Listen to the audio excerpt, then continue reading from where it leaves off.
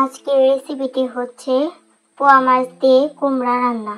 এর জন্য প্রথমে আমরা কুমড়াগুলো কেটে ধুয়ে নিয়েছি। এখন এগুলো ভাপ দিয়ে নিব। ভাপ দিয়ে নিলে কুমড়ার গন্ধটা আসবে না। 3-4 মিনিট ভাপ দিয়ে নিব।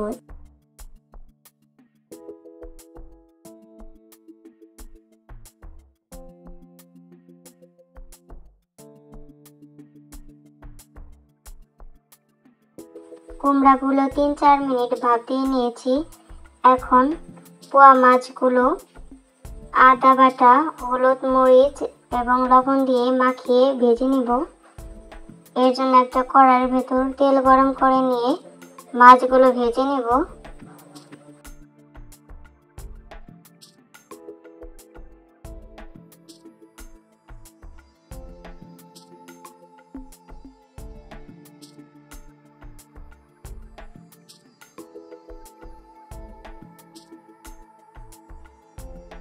মাছগুলো ভাজা হয়ে গেলে উঠিয়ে নিব।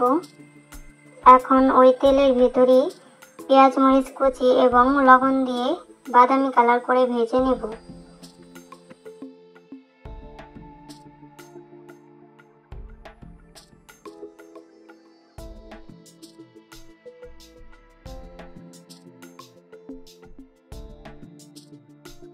পেঁয়াজ মরিচ বাদামি কালার করে ভেজে নেওয়ার পর দিয়ে দিচ্ছে আদা বাটা, হলুদ, মরিচ এবং ধনিয়া গুঁড়ো।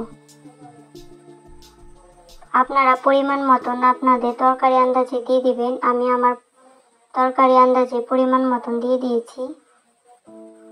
এখন সামান্য পরিমাণ পানি দিয়ে কষিয়ে নিব মশলা।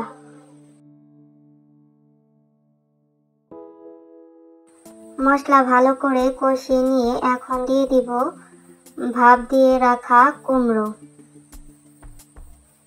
কিছুক্ষণ নেড়ে চেড়ে পরিমাণ মতন পানি দিয়ে কষিয়ে নিব। কষিয়ে নেওয়ার সময় ঢাকনা দিয়ে ঢেকে রাখবো। কিছুক্ষণ এভাবে করে কষিয়ে নিব। ঢাকনা খুলে খুলে কিছুক্ষণ পর পর নেড়ে দিব।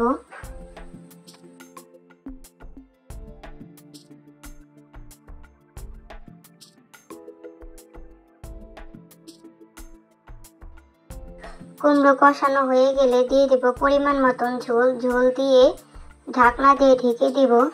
যখন বলক চলে আসবে তখন মাছগুলো দিয়ে দেব।